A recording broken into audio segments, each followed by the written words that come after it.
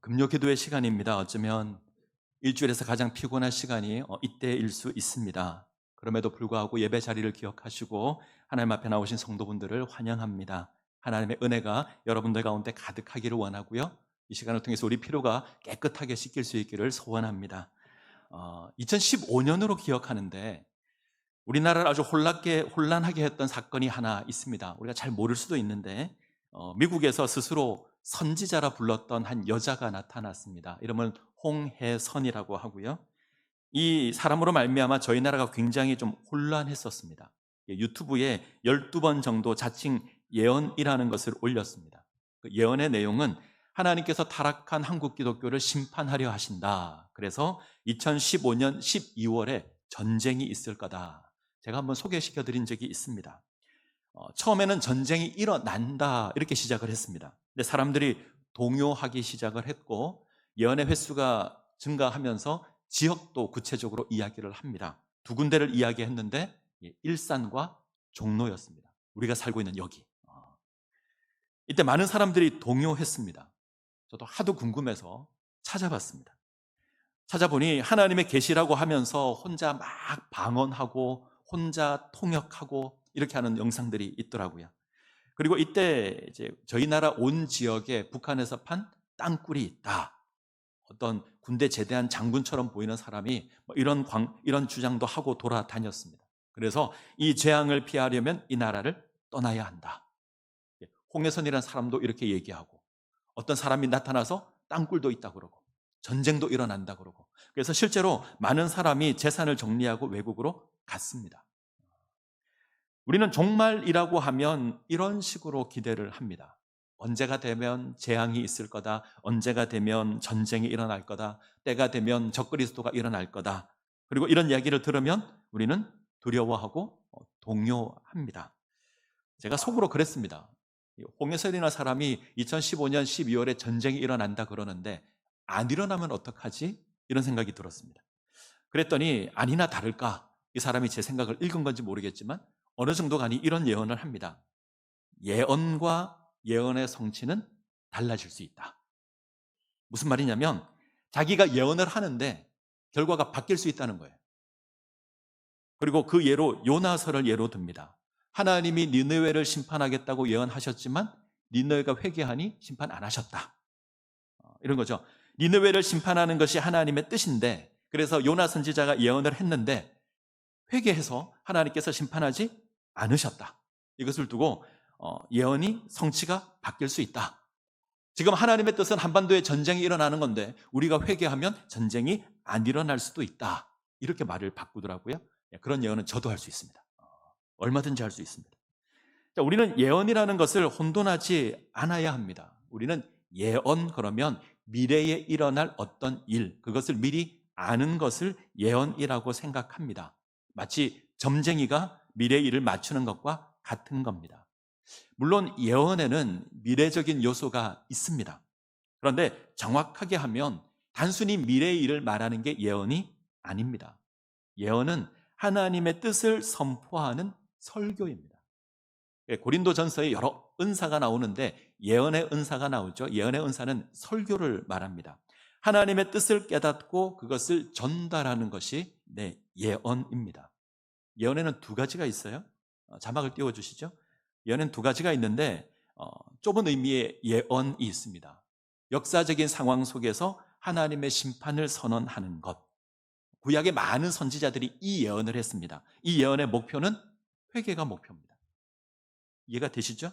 구약의 여러 선지자들이 타락한 이스라엘 상황 속에서 하나님의 말씀을 선포하는데 너희가 돌이키지 않으면 심판을 받을 거다. 이렇게 전하는 메시지의 목적은 회개하고 돌아오라는 거예요. 돌아오는 게 목적입니다. 이 예언은 몇 월, 며칠, 몇 시에 심판이 있을 거다. 이게 목표가 아닙니다. 심판의 목표는 백성들이 회개해서 돌아오는 겁니다. 이들이 하나님의 말씀을 듣고 하나님의 뜻을 깨닫고 돌아오는 겁니다. 안 돌아오면 하나님의 심판이 있을 겁니다. 조금 표현을 바꾸면 좋은 말 할 때 돌아와 이런 뜻입니다. 때문에 백성들이 회개하고 돌아오면 심판은 이루어지지 않았습니다. 니느웨에 주어진 예언도 이렇게 해석하는 게 맞습니다. 자, 두 번째 예언이 있죠. 두 번째 예언은 묵시라는 겁니다. 신약에서는 요한계시록, 구약 성경에는 다니엘서, 스가랴서, 이런 성경들이 여기에 해당합니다. 마지막 날 일어날 일에 대한 예언입니다. 이 묵시의 목표는 한마디로 흔들리지 말라는 겁니다. 마지막 때가 되면 고난이 있을 건데 그 고난을 두려워해서 타협하지 말고 믿음을 지키라. 고난의 시간이 있을 텐데 너희가 그럼에도 불구하고 타협하지 말고 믿음을 지키라.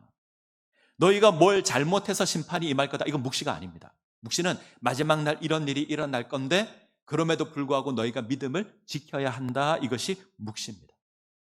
다니엘처럼 그의 세 친구처럼 타협하지 않는 믿음을 가져야 한다. 그러면 하나님께서 그 고난에서 건지실 거다. 너희가 승리하게 될 거다. 이들처럼 마지막 때 믿음에서 흔들리지 말아야 한다. 두려워하지 말고 믿음을 지키면 악한 세력으로부터 건짐을 받을 것이고 마지막 하나님께서 승리하실 텐데 그 승리 가운데 너희가 동참하게 될 거다. 이게 묵시입니다. 이해가 되셨으면 좋겠습니다.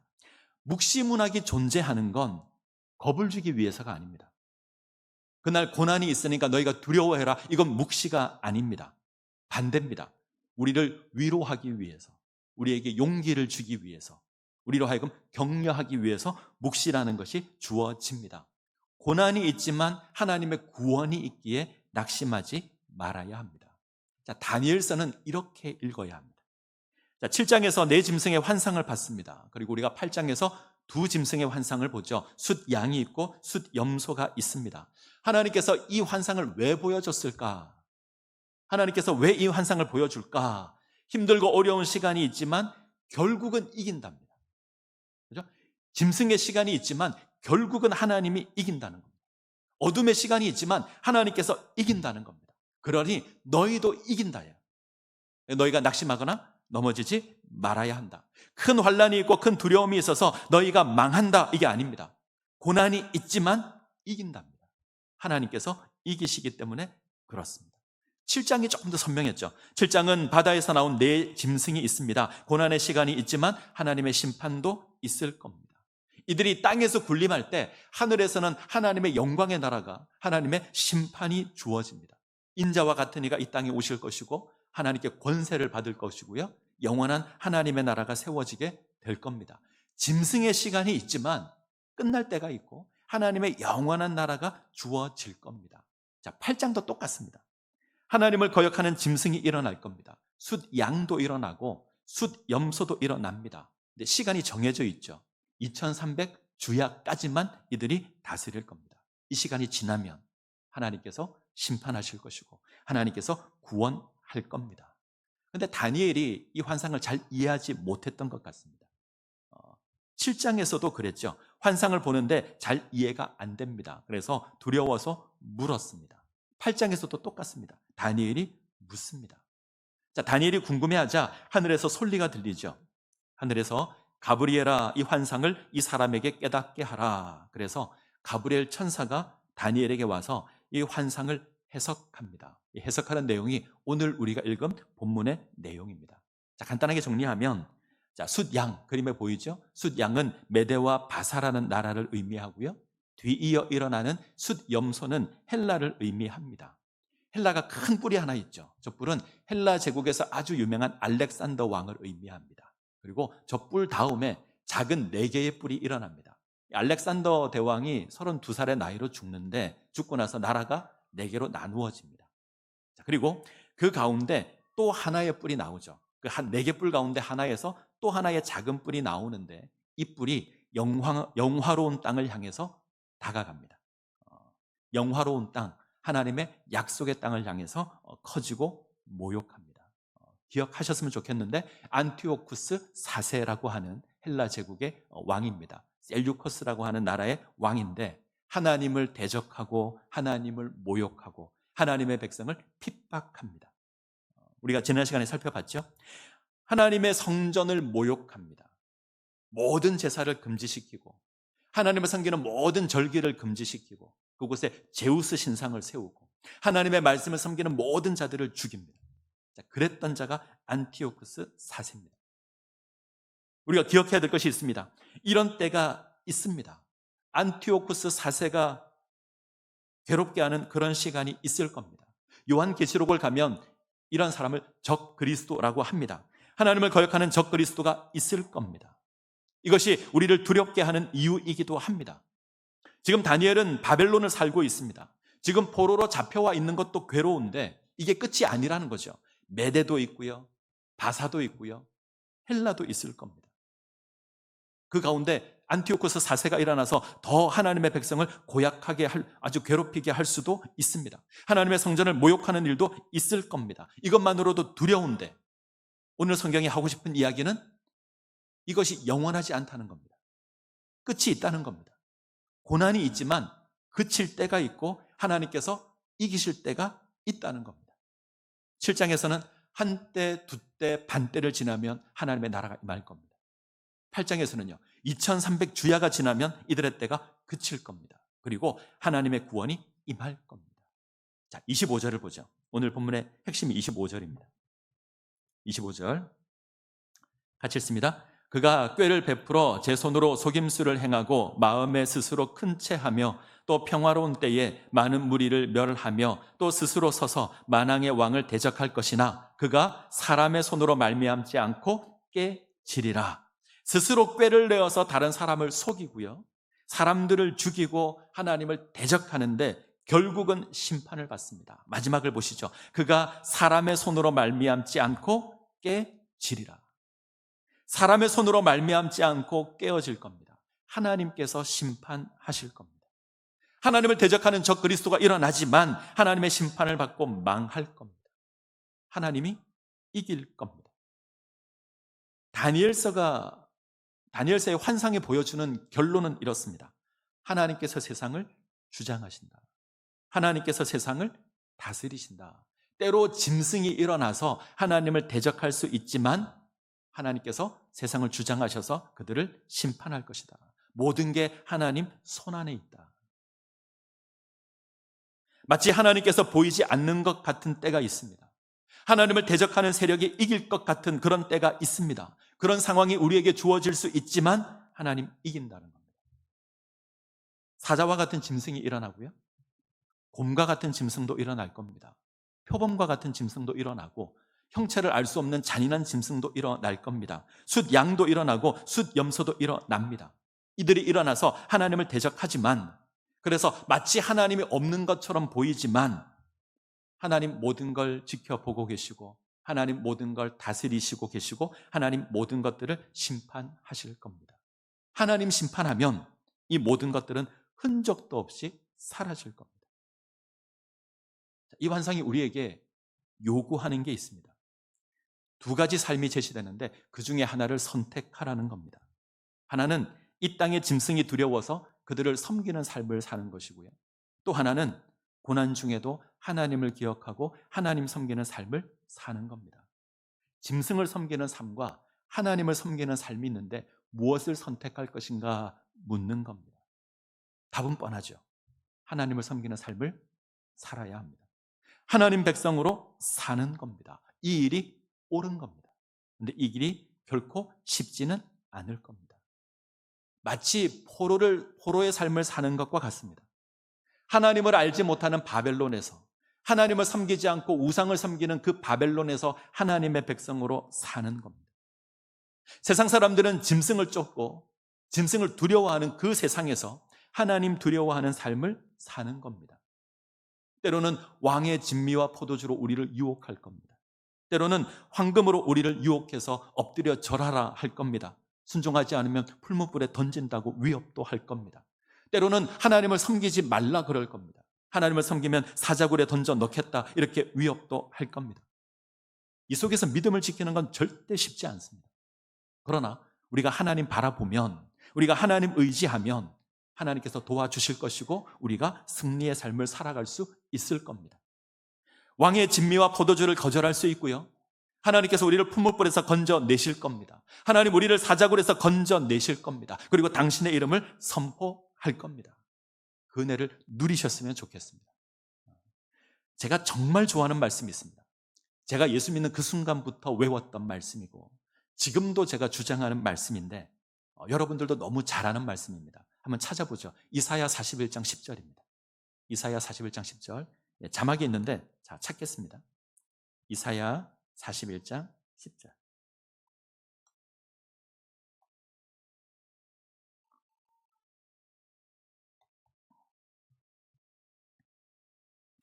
이사야 41장 10절. 딱 피시면 그러실 거예요. 이사야 41장 10절. 다 찾으셨나요?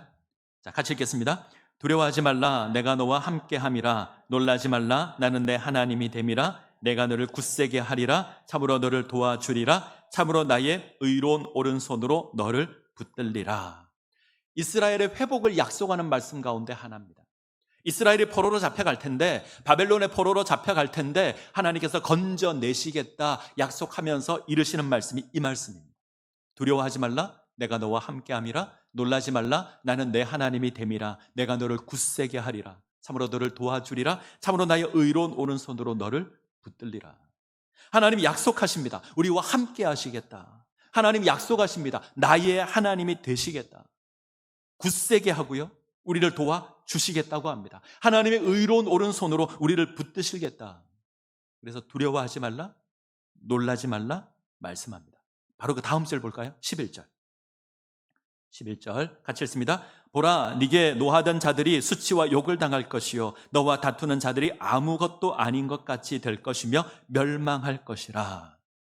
하나님의 구원의 때에 원수가 망할 겁니다. 우리에게 노했던 자들이 수치와 용을 당하고요, 그들이 다 멸망당할 겁니다. 다니엘서로 할까요? 사자 같은 짐승이, 곰 같은 짐승이, 표범 같은 짐승이, 형체도 알 수 없는 그 잔인한 짐승들이 흔적도 없이 사라질 겁니다. 우리가 찾아도 찾을 수 없을 겁니다. 아무것도 아닌 것처럼 허무하게 변할 겁니다. 하나님 이렇게 하실 겁니다. 자, 13절 같이 읽습니다. 이는 나 여호와 너의 하나님이 내 오른손을 붙들고 내게 이르기를 두려워하지 말라, 내가 너를 도우리라 할 것임이니라. 이 놀라운 이유가 주어지는 이유가 뭐죠? 하나님이 우리 오른손을 붙들고 우리를 지키시기 때문입니다. 나의 하나님이, 그 여호와 하나님께서 우리의 오른손을 붙들고 우리를 도우시기 때문입니다. 나의 하나님이 이 세상을 심판하시고 우리를 구원하실 것이기 때문에 그렇습니다. 그래서 이르시는 고백이 있습니다. 두려워하지 말라, 내가 너를 도우리라. 이 마지막 때를 살아가는 우리에게 하나님께서 허락하시는 약속이 이겁니다. 두려워하지 말라, 내가 너를 도우리라. 고난이 있습니다. 없다가 아닙니다. 있습니다. 사자도 일어나고요, 곰도 일어나고요, 표범도 일어날 겁니다. 형체를 알 수 없는 무서운 짐승도 일어날 겁니다. 그런데 하나님 지키실 것이고 하나님 건지실 겁니다. 그래서 이럽니다. 두려워하지 말라, 내가 너를 도우리라. 두려워하지 마십시오. 하나님 건지실 겁니다. 하나님 우리를 도우실 겁니다. 두 가지를 부탁을 드리려고 합니다. 하나는 하나님의 약속을 기억하고 간직하라는 겁니다. 하나님의 약속을 기억하고 간직하십시오. 자, 7장 28절, 다니엘서 7장 28절 같이 읽습니다. 그 말이 이에 그친지라, 나 다니엘은 중심에 번민하며 내 얼굴빛이 변하였으나 내가 이 일을 마음에 간직하였느니라. 7장의 네 짐승의 환상을 보고 다니엘이 두려워하지만 무엇을 하죠? 마음에 간직합니다.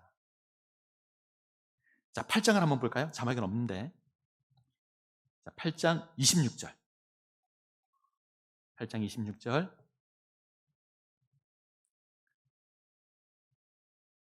8장 26절 같이 읽습니다. 이미 말한 바 주에 대한 환상은 확실하니 너는 그 환상을 간직하라. 이는 여러 날 후에 이름이니라 하더라. 천사가 이야기합니다. 간직하라. 환상을 온전히 깨닫지 못하지만, 두렵지만 마음에 간직합니다. 하나님의 놀라운 계획을 간직합니다. 저도 여러분들께 부탁드립니다. 하나님의 약속을 간직하시기를 바랍니다. 이 약속을 간직하시죠. 두려워 말라, 내가 너를 도우리라. 두려워하지 마십시오. 하나님 도우실 겁니다. 이거 간직하고 계시면 세상이 두렵지 않을 겁니다. 첫 번째 부탁이고요. 자, 두 번째 부탁은 일상에서 벗어나지 말라는 겁니다. 자, 8장 27절. 8장 27절 같이 읽습니다. 이에 나 다니엘이 지쳐서 여러 날 앓다가 일어나서 왕의 일을 보았느니라. 내가 그 환상으로 말미암아 놀랍고 그 뜻을 깨닫는 사람도 없었느니라. 다니엘이 환상을 보고 놀랍니다. 여전히 두려워합니다. 그런데 잘 보시죠. 그럼에도 불구하고 변함없이 왕의 일을 봅니다. 무슨 말인지 아시겠습니까? 이 놀라운 비밀을 봤다고 해서 산으로 도망가지 않습니다. 고난이 있다고 피하지 않고 주님의 그 심판이 있다고 해서 산으로 올라가지도 않습니다. 자기에게 주어진 일을 그대로 합니다. 우리가 꼭 기억해야 될 겁니다. 하나님께서 우리에게 원하는 건 하나님을 믿는 믿음으로 세워지라는 것이지 땅을 떠나서 도망하라는 게 아닙니다. 산으로 올라가 종말을 기다리라는 그런 광신자가 되라는 게 아닙니다. 예수님의 표현을 빌리면 사람이 밭에 있을 때, 사람이 맷돌을 갈 때 하나님의 부름을 받을 겁니다. 사람이 산에 올라가서 하나님 오십시오 손 벌릴 때 그렇게 부르지 않으신다는 겁니다. 우리가 종말에 영원한 하나님의 나라가 주어질 놀라운 묵시를 받았다고 해서 산에 올라가서 그날을 사모하고 그것만 바라보고 그건 하나님의 뜻이 아닙니다. 우리가 살아가는 일상을 그대로 사셔야 합니다. 우리에게 주어진 삶을 신실하게 사는 겁니다. 하나님의 약속을 기억하시고 우리에게 주어진 일상을 벗어나지 말아야 합니다. 그것이 우리에게 하나님께서 요구하는 삶의 모습입니다. 자, 말씀을 맺겠습니다. 우리가 종말의 삶을 살아갑니다. 예수님께서 이 땅에 오신 그때부터 이미 종말은 시작되었습니다. 하나님을 거역하는 거짓 교사들이 일어났고요. 적 그리스도가 이미 일어났습니다. 그리고 또 일어날 겁니다. 온갖 짐승들도 일어나서 우리를 힘들게 할 수 있습니다. 그런데 결론은 하나님께서 이긴다는 겁니다. 하나님께서 모든 것을 멸하시고 우리를 건지실 겁니다. 그 하나님께서 우리에게 말씀하십니다. 두려워하지 말라, 내가 너를 도우리라. 이 약속을, 이 말씀을 기억하십시오. 그리고 하나님 의지하시고 우리에게 주어진 삶을 살아가십시오. 그러면 우리가 그 영광의 나라에 참여하게 될 겁니다. 이 은혜를 누리시기를 간절히 소원합니다. 같이 찬양하겠습니다. 시선이라는 곡입니다. 같이 찬양하겠습니다.